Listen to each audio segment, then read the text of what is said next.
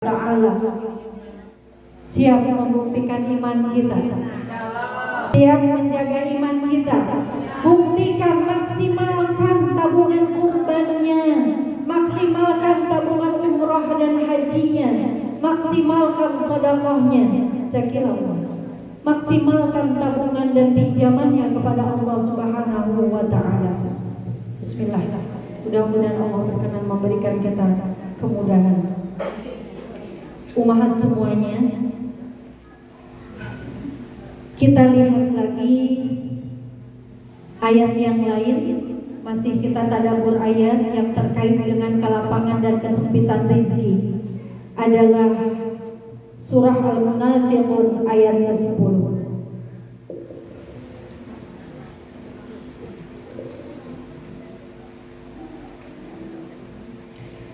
Bismillahirrahmanirrahim.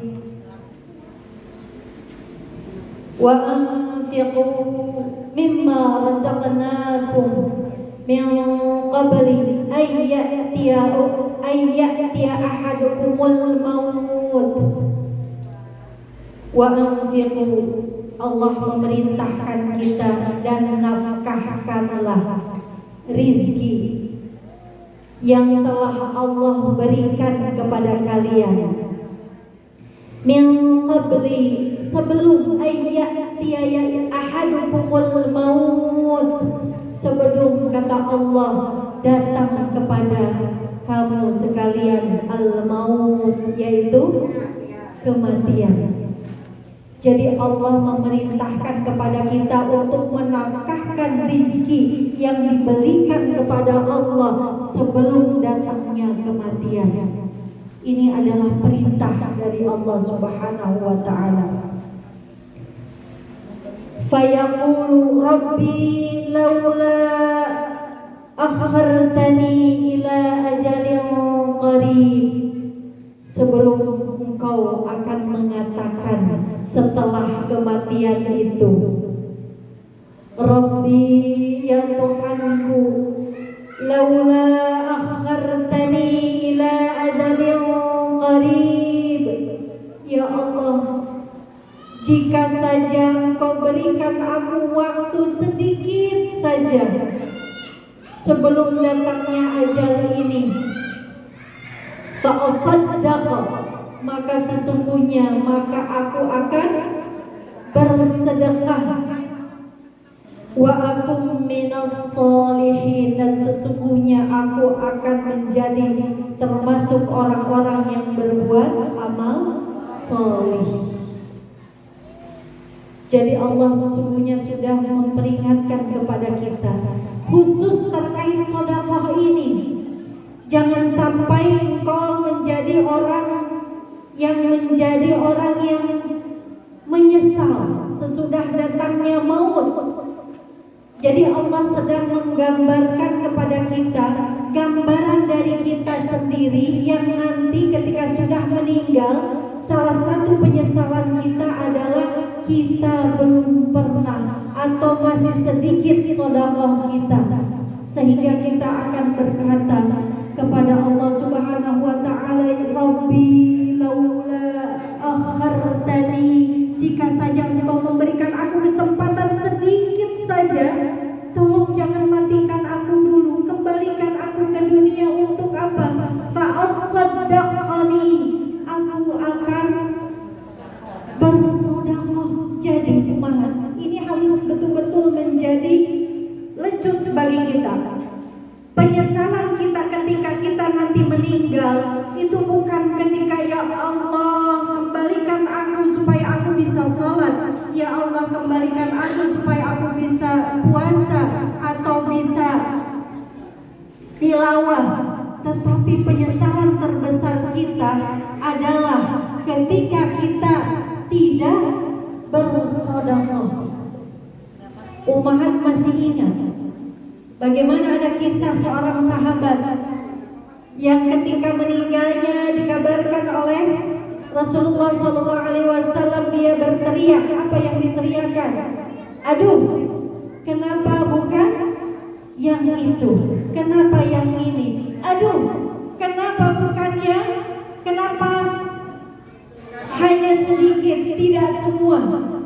Ternyata terlebih dahulu Allah gambarkan pahala yang terbaik itu berarti terkait apa? Sedekah.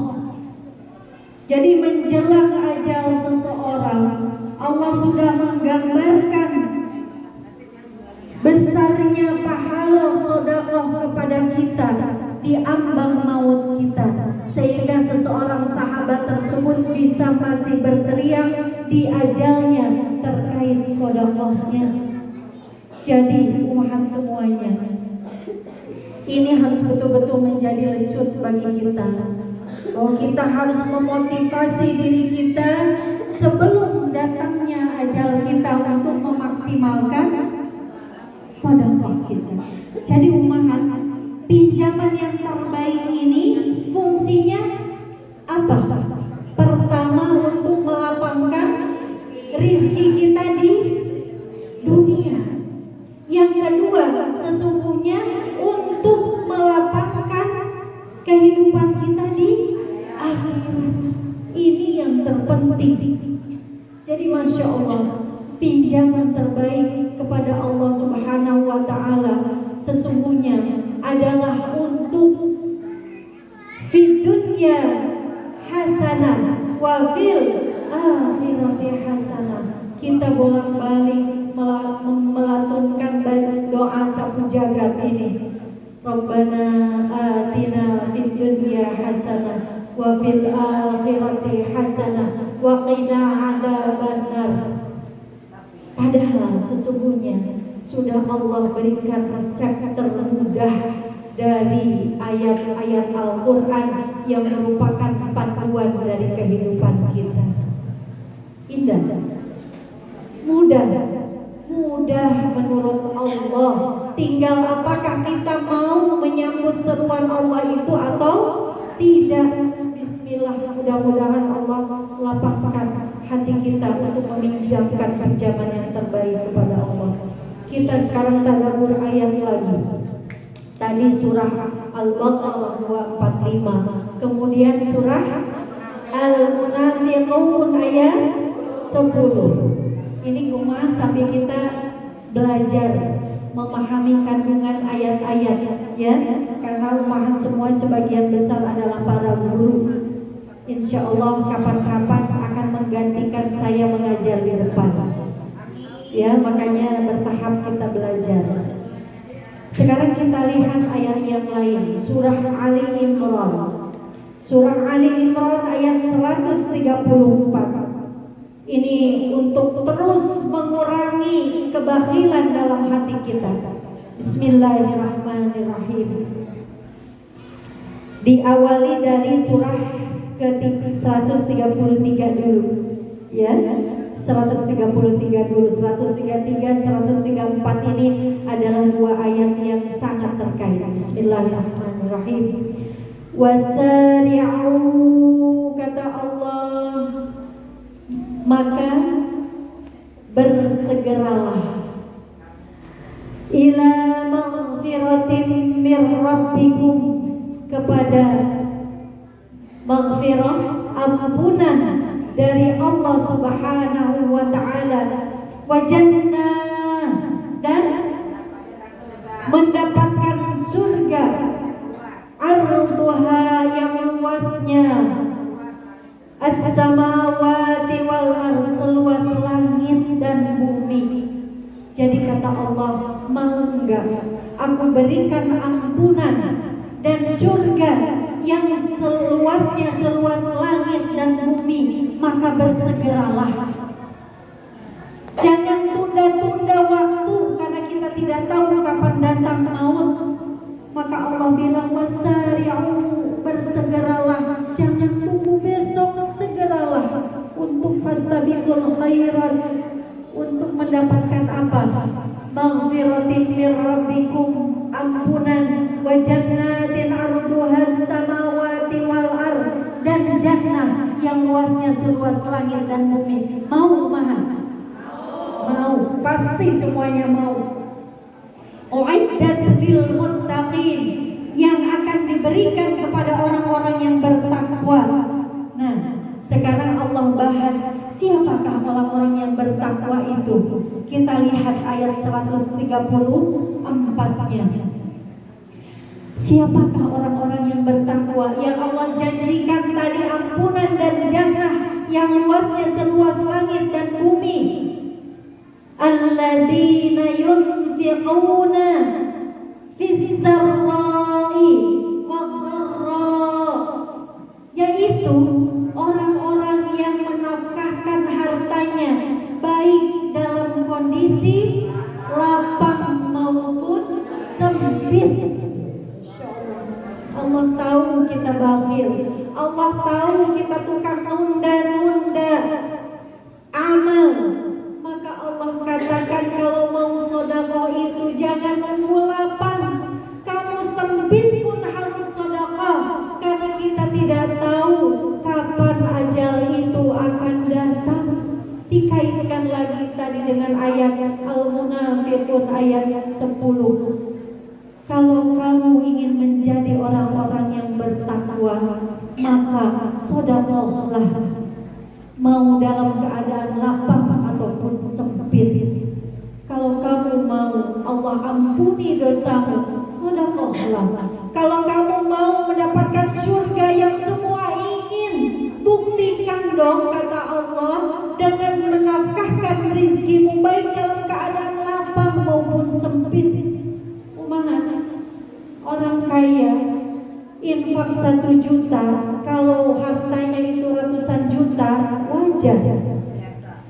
Tapi kalau orang yang disempitkan oleh Allah rezekinya, infak 50.000 padahal hartanya hanya ratusan ribu atau jutaan rupiah, itu luar biasa.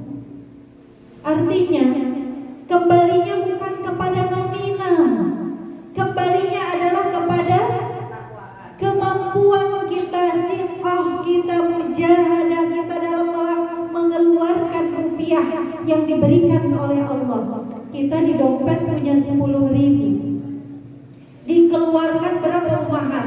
5.000, berarti itu berapa persen dari uang yang kita punya? 50%. Berarti harusnya kalau ada orang kaya punya uang 100 juta, kalau ingin mengimbangi infak yang si fakir ini, maka dia harus infak berapa? 50 juta, baru seimbang dengan harta yang dimiliki oleh orang yang hartanya sempit. Jadi umahan, kalau kita ini sekarang sedang disempitkan hartanya, sempitkan, bagaimana cara meluaskannya? Adalah dengan cara sedekah, memberikan pinjaman terbaik kepada Allah Subhanahu wa Ta'ala. Ini Masya Allah, Allah berikan pelajaran kepada kita, rangkaian ayat-ayat yang berbeda surat tapi terkait luar biasa dan menjawab setiap alasan-alasan kita. Umahan, kalau tadi kita lihat surah Al-Baqarah, perintah untuk melipat, untuk meminjamkan pinjaman yang terbaik kepada Allah. Apa jawaban kita? Masih lama, besok aja, masih ada waktu. Apa kata Allah? Wasari'u, cepat-cepat sebelum kau dipanggil oleh Allah, kembali kepada Allah. Terus apa kata Allah? Kata kita masih hidup, masih muda. Kata Allah apa? Jangan tunda sebelum engkau menyesal dan berteriak kepada Allah. Tadi apa teriakan kita? Laula akhartani ila ajalin qarib. Jika saja Allah memberikan kita waktu sedikit saja, apa yang akan kita lakukan? Fa'asaddaqa, maka aku akan berinfak. Jadi umahat apa kesimpulannya? Umahat mau rizkinya dilapangkan, mau akhiratnya dilapangkan, mau masuk surga, maka bersedekahlah, berinfaklah, berzakatlah, berwakaflah sebelum kembali kepada Allah, sebelum kita